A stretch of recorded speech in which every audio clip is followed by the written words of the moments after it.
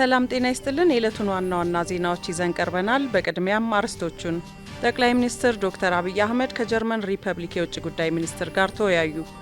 ኢትዮጵያና ቤላሩስ በወታደራዊ ዘርፍ በጋራ መስራት የሚያስችል የሁለትዮሽ የመግባቢያ ስምምነት ዛሬ ተፈራረሙ።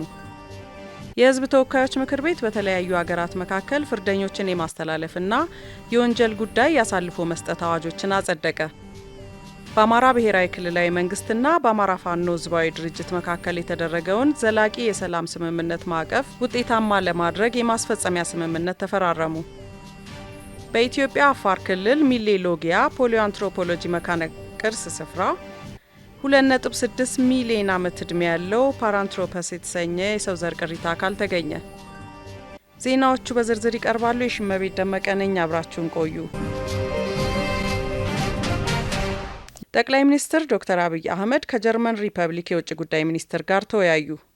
ጠቅላይ ሚኒስትር ዶክተር አብይ አህመድ ዛሬ ከጀርመን ሪፐብሊክ የውጭ ጉዳይ ሚኒስትር ጆሃን ዋድፉል ጋር መወያየታቸውን በማህበራዊ ትስስር ገጻቸው ባሰፈሩት መልእክት ገልጸዋል።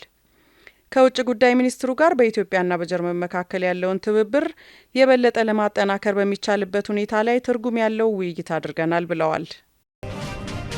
ኢትዮጵያና ቤላሩስ በወታደራዊ ዘርፍ በጋራ መስራት የሚያስችል የሁለትዮሽ የመግባቢያ ስምምነት ዛሬ ተፈራርመዋል። ስምምነቱን የመከላከያ ሚኒስትር ኢንጂነር አይሻ መሐመድና የቤላሩስ አቻቸው ዲሚትሪ ፓንተስ ተፈራርመዋል። የመከላከያ ሚኒስትሯ የመግባቢያ ስምምነቱ የኢትዮጵያን ወታደራዊ ቴክኖሎጂና ኢንዱስትሪ ለማሳደግ በወታደራዊ ምርቶች ራሳችንን ለመቻል እየተደረገ ላለው ጥረት ከፍተኛ ጠቀሜታ እንዳለው ገልጸዋል። ኢትዮጵያ የአፍሪካ ማዕከል በመሆኗ የጋራ ገበያና ተጠቃሚነትን መፍጠር እንደሚያስችልም ጠቁመዋል። ስምምነቱ የሁለቱ ሀገራት መሪዎች የተፈራረሙትን ስትራቴጂካዊ ስምምነት ወደ ተግባር ለማሸጋገር የሚያስችል መሆኑን የጠቀሙት ሚኒስትሯ ሀገራቱ የነበራቸውን የረጅም ጊዜ ወዳጅነት የሚያጠናክር እንደሆነም ተናግረዋል። የሁለትዮሽ ስምምነቱ የወዳጅ ሀገራቱን ትብብር ወደ ላቀ ደረጃ የሚያሸጋግርና ስትራቴጂያዊ ጠቀሜታው የጎላ መሆኑ ተገልጿል። የቤላሩስ የመከላከያ ሚኒስትር ዲሚትሪ ፓንተስ በበኩላቸው ለተደረገላቸው አቀባበል አመስግነው የመግባቢያ ስምምነቱ የሀገራቱን የቆየ ወዳጅነት ወደ ላቀ ደረጃ ያሸጋግረዋል ብለዋል። ሁለቱ ወዳጅ ሀገራት የተለያዩ ፕሮጀክቶችን በጋራ እየሰሩ እንደሚገኙ የጠቆሙት ሚኒስትሩ ስምምነቱ በተለያዩ አዳዲስ ዘርፎች ለመሰማራት የሚያስችል እድል የፈጠረ መሆኑንም ተናግረዋል። የቤላሩስ አየር ኃይል ከነገ ጀምሮ በሚከበረው 90ኛው ዓመት የኢትዮጵያ አየር ኃይል የምስረታ በዓል ላይ የአየር ትርኢት እንደሚያቀርብና ልኡካኑም እንደሚታደሙ ታውቋል። የሕዝብ ተወካዮች ምክር ቤት በተለያዩ ሀገራት መካከል ፍርደኞችን የማስተላለፍና የወንጀል ጉዳይ ያሳልፎ መስጠት አዋጆችን አጸደቀ። ምክር ቤቱ ዛሬ 9ኛ መደበኛ ስብሰባውን አካሂዷል። በምክር ቤቱ መደበኛ ስብሰባ በኢትዮጵያና በሕዝባዊት ሪፐብሊክ ቻይና እንዲሁም በኢትዮጵያና በብራዚል ፌዴራላዊ ሪፐብሊክ መንግስታት መካከል ፍርደኞችን የማስተላለፍ ስምምነት የተደረገ መሆኑ ተገልጿል። በወንጀል የሚፈለጉ ሰዎችን አሳልፎ የመስጠት ስምምነትም በኢትዮጵያ ፌዴራላዊ ዴሞክራሲያዊ ሪፐብሊክና በደቡብ አፍሪካ ሪፐብሊክ መንግስታት መካከል ተደርጓል።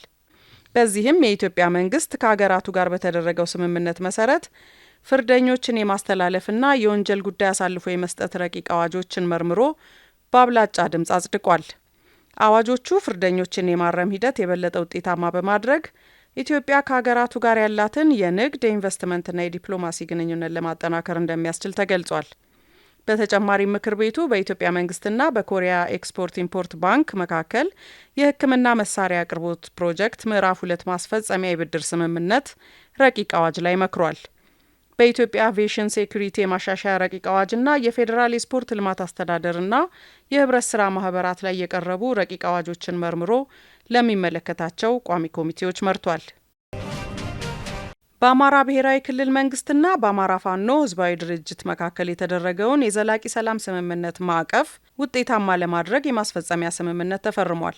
ስምምነቱን የአማራ ክልል የሰላምና ደህንነት ቢሮ ኃላፊ ዶክተር እሸቱ የሱፍና የአማራ ፋኖ ህዝባዊ ድርጅት ወታደራዊ አስተዳደር መምሪያ ኃላፊ ረዳት ፕሮፌሰር እያሱ አባ ተፈርመዋል።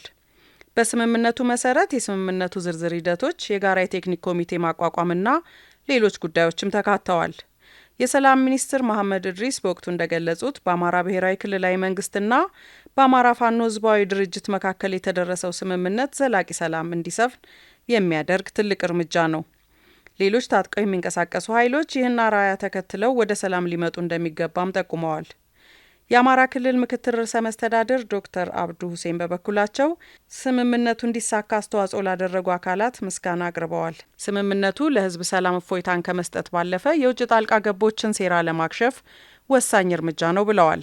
የአማራ ፋኖ ህዝባዊ ድርጅት ምክትል ሊቀመንበርና ወታደራዊ አዛዥ ኮሎኔል ፈንታው ሞሀባ በበኩላቸው ወደ ስምምነቱ የመጣ ነው የአማራ ህዝብ ጦርነትን ከዚህ በላይ መሸከም የማይችልበት ደረጃ ላይ በመድረሱ ነው ብለዋል።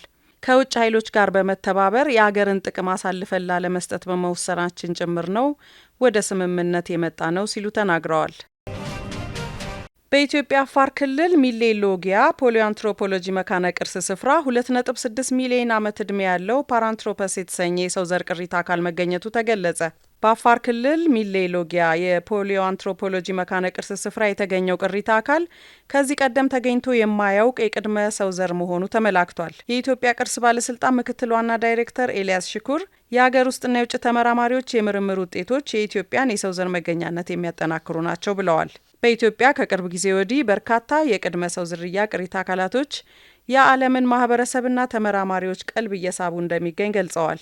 የፕሮፌሰር ዘረሰናይ ዓለምሰገድ የጥናት ቡድን በአፋር ክልል ያገኘው ፓራንትሮፐስ የተሰኘው የቅድመ ሰው ዘር ቅሪተ አካልም የኢትዮጵያን የሰው ዘር መገኛነት ዳግም ያረጋገጠ መሆኑን ተናግረዋል። የኢትዮጵያ የቅድመ ሰው ዘር መገኛነት የጥናት ውጤት ማረጋገጫዎችም ለቱሪዝም፣ ለዲፕሎማሲና ለቅድመ ሰው ዘር ቅሪተ አካል ፍለጋና ለሰው ዘር አመጣጥ ጥናት ያላትን ልዩ ጠቀሜታ አጉልቶ ያሳያል ብለዋል። የኢትዮጵያ ወጣት ተመራማሪዎች በዘርፉ የሚኖራቸውን የላቀ የጥናትና ምርምር ሚና ለማሳደግ ምቹ ሁኔታ የመፍጠር ስራ ተጠናክሮ እንደሚቀጥልም ገልጸዋል። የጥናት ቡድኑ መሪ ፕሮፌሰር ዘረሰናይ ዓለምሰገድ በበኩላቸው ፓራንትሮፐስ የቅድመ ሰው ዘር ከ2.6 ሚሊዮን ዓመታት በፊት ይኖር የነበረ የሰው ዝርያ መሆኑን የጥናት ውጤቶቹ እንደሚያሳዩ አረጋግጠዋል። የቅድመ ሰው ዝርያው የተሻለ አካባቢን የመላመድ ባህሪ ስላለው በበርካታ አካባቢ መኖሩን የሚያሳዩ የጥናት ውጤቶች መገኘታቸውን በመጥቀስ የፓራንትሮፐስ ግኝት ፕሮጀክት 14 ዓመታትን ፈጅቷል ብለዋል። ዜናው አበቃ። ሰላም ቆዩ።